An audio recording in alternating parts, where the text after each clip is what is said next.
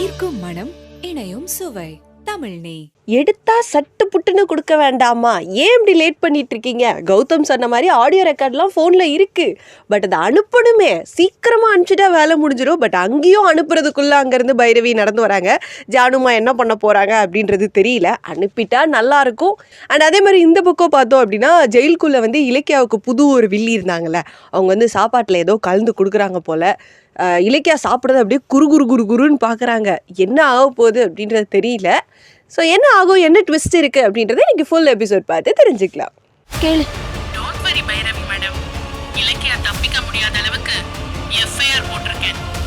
இந்த 2 ஆடியோவும் இலக்கியா கேஸ்க்கு ரொம்ப உதவும். இதை உடனே அனுப்புறேன்.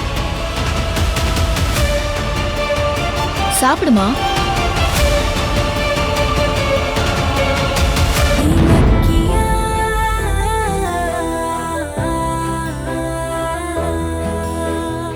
பிரியா, பிரேக்ஃபாஸ்ட் ரெடியா? 5 minutes. எனக்கு மீட்டிங்க்கு டைம் ஆச்சு, நான் கிளம்புறேன். 5 minutesல என்ன ஆக போகுது? பாய்.